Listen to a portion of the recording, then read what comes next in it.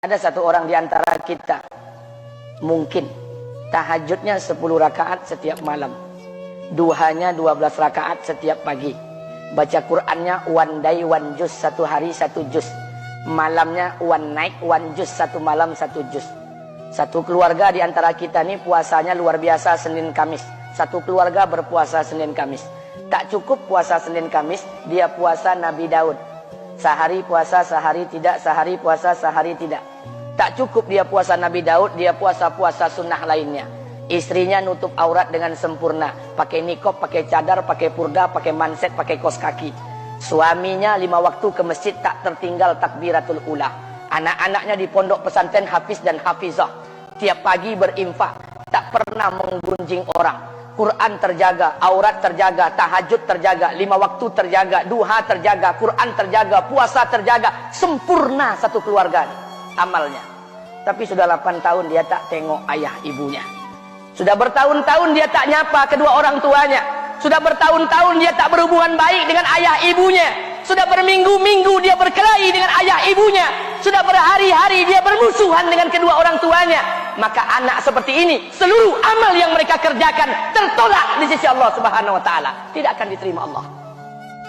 Sebaliknya, kalau ada di antara kita hari ini yang pandai melayani ayah ibunya, tidak ada uang ayah ibu dia kasih uang, tak ada rumah ayah ibu dia buatkan rumah, sakit ayah ibu dia bawa ke rumah sakit, dirawat ayah ibunya dia jaga, kotoran ayah ibunya dia bersihkan pakai tangannya sendiri. Ada di antara kita hari ini yang membersihkan kotoran ayah ibunya lebih dia nikmati daripada makanan yang ia sukai.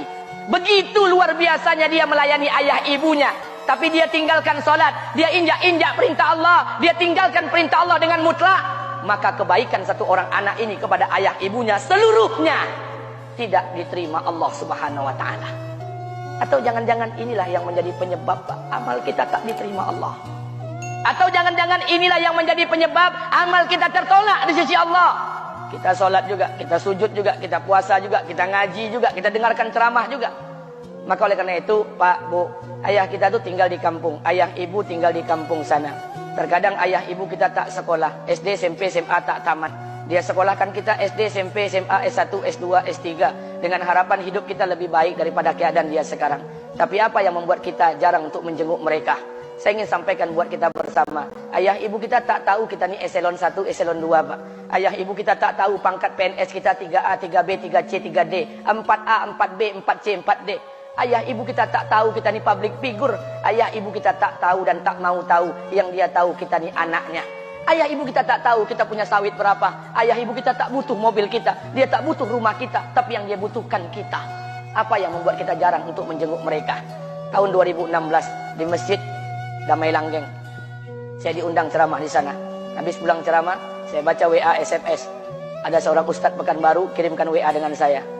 Saya baca 2 kali, air mata saya menetes. Kenapa? Karena WA itu berisi cerita satu orang ibu sedang menelpon anaknya.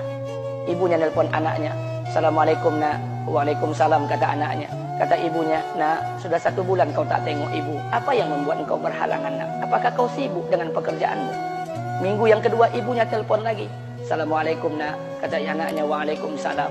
Kata ibunya, nak, ibu dapat kabar apa engkau baru beli mobil baru. Apa betul nak? Kata anaknya, betul bu. Kata ibunya, alhamdulillah nak, ibu bangga kau pandai menyenangkan hati anak istrimu.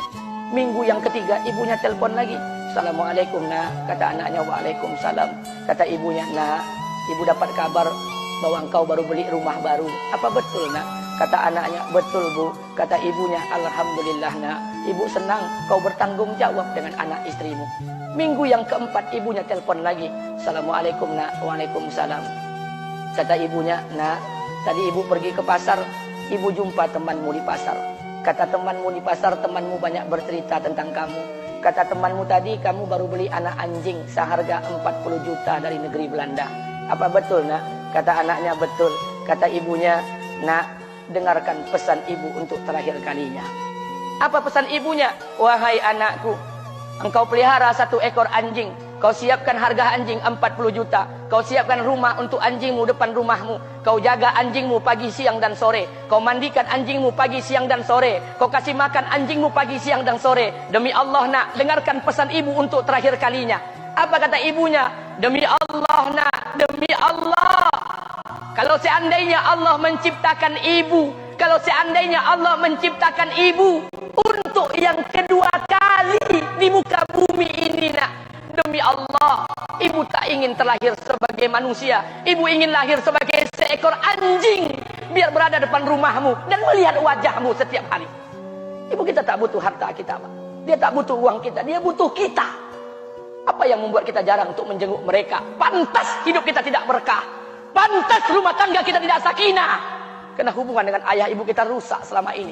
Masih ada kesempatan, masih. Yang jauh telepon, yang dekat kunjungi mereka. Demi Allah, kita butuh keberkahan doa mereka. Yang sudah meninggal, ziarahi kuburnya dan doakan mereka. Imam As-Syafi'i berkata, apa kata Imam As-Syafi'i? Manusia zalim, manusia bodoh, kalian tak tahu apabila ayah dan ibu kalian mengangkat tangan di malam hari, dia berdoa kepada Allah untuk anaknya. Doanya cuma sekali, malamnya cuma sekali, hanya sekali saja doanya. Apa kata Imam Syafi'i? Sekali doa ayah dan ibu kalian sudah cukup bagi Allah untuk menjadikan kalian anaknya berkah dunia akhirat. Hari ini berapa banyak doa ayah dan ibu kita, tapi tidak ada keberkahan buat anak mereka. Kenapa? Hati mereka tersakiti. Maka pulang, Pak, cari mak bapak kita. Kita punya rumah hari ini, Bu, kita punya rumah, punya harta, punya uang, punya pekerjaan, punya kekayaan, punya sawit. Kita jadi orang hari ini jadi pegawai, bukan kena sarjana kita, Pak. Kita jadi orang hari ini bukan kena otak kita. Kita jadi orang hari ini bukan kena kepintaran kita. Kita jadi orang hari ini jangan-jangan kena keberkahan doa ayah dan ibu kita yang tak pandai tulis baca di kampung sana. Cari mak bapak kita, Pak. Demi Allah, kita butuh keberkahan doa mereka. Apa guna di kehidupan dunia sementara Allah tidak ridho dengan kehidupan kita? Pantas amal kita tertolak di sisi Allah. Maka pulang ke rumah, cari mak dan bapak kita yang masih hidup, duduk bersama mereka.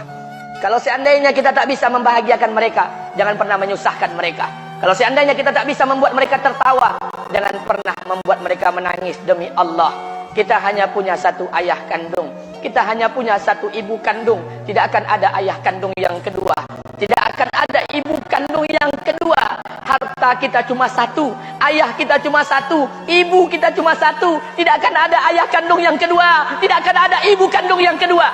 Pangkat jabatan bisa dicari, harta bisa diraih, kesempatan membahagiakan ayah dan ibu kita hanya sekali di kehidupan dunia ini, Pak. Pulanglah. Ketika mereka memanggil, tinggalkan istri, tinggalkan pekerjaan, tinggalkan semua proyek kita. Demi Allah, datangi mereka. Kata Nabi, sesaat kalian duduk bersama ayah dan ibu kalian,